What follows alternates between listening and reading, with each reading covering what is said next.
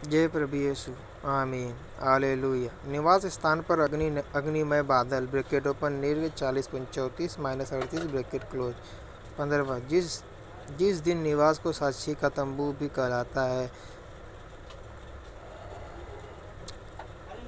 खड़ा किया गया, उस दिन बादल उस पर छा गया और संध्या को वह निवास का आग सा दिखाई दिया और भोर तक दिखाई देता रहा। 16 नित्य ऐसा ही हुआ करता था अर्थात। जय प्रभु यीशु। आमीन। हालेलुया। गिनती 9.6 -10.5। दिन को बादल छाया रहता और रात को आग दिखाई देती थी। 17 और जब जब वह बादल तंबू पर से उठ जाता तब इजराइली प्रस्थान करते थे, और जिस स्थान पर बादल ठहर जाता वहीं इजराइली अपने डेरे खड़े करते थे। 18 यहोवा की आज्ञा से इजराइली प्रस्थान करते थे और यहोवा ही की आज्ञा से वे डेरे खड़े भी करते थे। और जितने दिन तक वह बादल निवास पर ठहरा रहता उतने दिन तक वे डेरे डाले बड़े रहते थे। 19 जब बादल बहुत दिन निवास पर छाया रहता तब भी इजराइली यहोवा की आज्ञा मानते और तो प्रस्थान नहीं करते थे।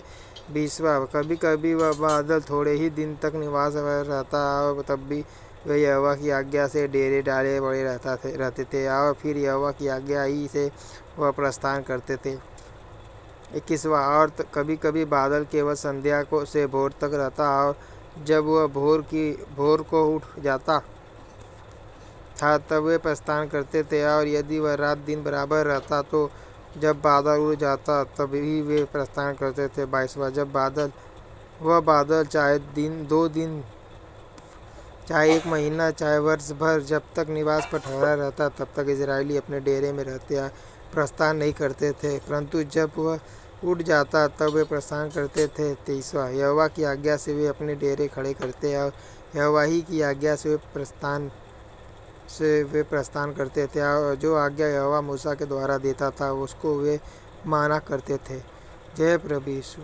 आमीन। Hallelujah. Hallelujah. Hallelujah. Hallelujah. Hallelujah. जय प्रभु यीशु। आमीन।